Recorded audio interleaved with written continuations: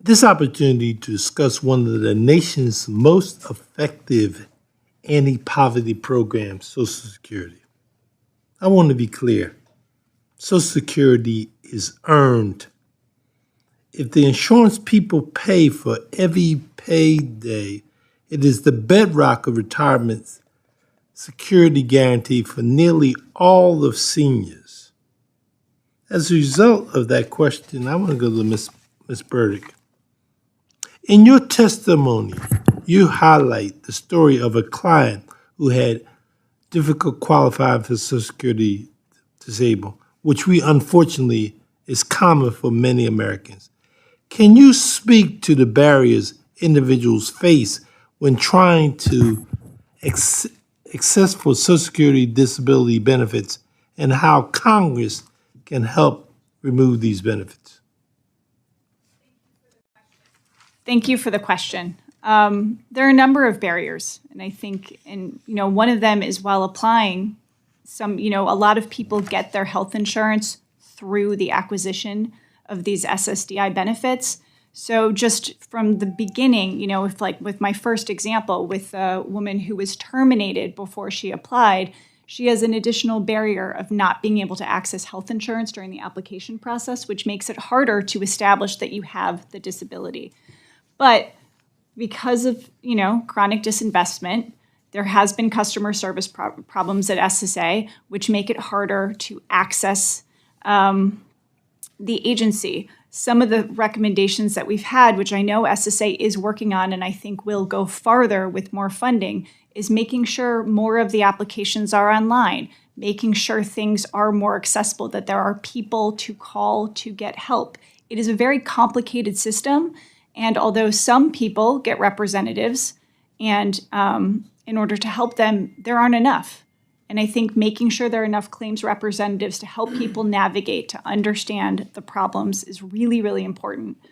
But finally, having this additional effort to make sure that DDSs get it right the first time by really taking extra steps to make sure they're getting treating source evidence will help everyone access their benefits more quickly, because treating doctors are the ones that really know. In your comments that you just made, and what Mr. Higgins questioned Ms. Davis, and specifically about Congress, talking about our responsibility, not talking about Social Security, our responsibility. That's what I'm most interested in hearing you talk about, our responsibility. Well, thank you for the clarification, and you're right. So one of the things that Congress can do is they can help rework the statute and the regs to make sure Social Security is focusing on treating source evidence. There was a rule that used to prioritize treating source evidence called the treating physician rule that was eliminated, and that should come back, because if everyone is focusing on the treating doctor, we will get to the right decision, or Social Security will get to the right decision earlier, which will really impact things. But the other thing that Congress can do is funding. Make sure not only it's one time, but sustained funding, so Social Security can do the work they need to do to make customer service better and make it easier to access these benefits. I thank you for your clarity. And I say that to you because I just joked with Mr. Higgins, and he's from the great state of New York and Baltimore. He's a Baltimore Buffalo fan. So he and I have a constant running discussion. So from his clarity, I wanted to make sure we make this connection. So, and I appreciate it. Thank you, Mr. Chairman. I yield back. Thank you. Next, we'll go to the gentleman from Utah. Mr. Moore, you are now recognized. Thank you, Chairman. Thank you, Rank. Good afternoon, friends. More relief is available right now. State lawmakers have passed legislation that will expand relief to more low-income households. Eligible Americans will be able to claim this relief in the form of rebate checks. And lawmakers say that this will help many Americans save hundreds of dollars this year and next year. My dearest friends, please do me a big favor and watch until the end of this video. Also, to say thank you so much for being part of this community. Every Friday, I will be announcing several winners for the Walmart gift card giveaway. If you would like to enter these weekly giveaway, friends, all you have to do is click and like several of my videos and then comment below the keyword of each video that you watch. An expansion to Pennsylvania property tax and rent rebate program could provide well-timed relief for millions of seniors. This news comes as several municipalities looking to raise taxes or fees in 2024. According to the State Department of Revenue, the legislation that Governor Josh Shapiro signed into law in mid-August delivers the largest targeted tax cut for Pennsylvania seniors in nearly 2 decades. Approximately 175,000 residents throughout the state will qualify for rebates on their property taxes and rent bills for the first time in 2024. Officials say that many of the 430,000 residents in Pennsylvania who previously qualified will be eligible for larger rebates. The Department of Revenue is raising its income limits for rebates, with the cap for homeowners climbing from $35,000 to $45,000. Senior renters who make up to $45,000 may also qualify for these rebates. That limit was originally set at $15,000.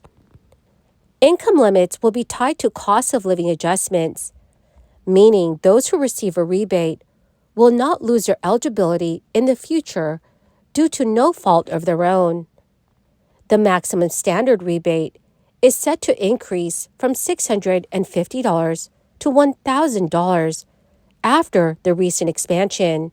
The Department of Revenue is expected to start accepting applications in mid-January for rebates on property taxes and rent that seniors paid in 2023.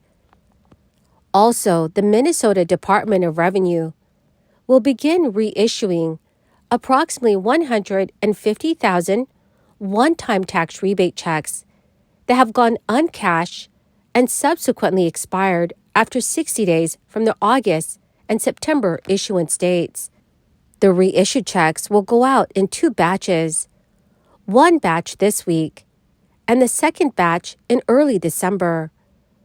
The reissued checks will be valid for another 60 days from the date of issuance.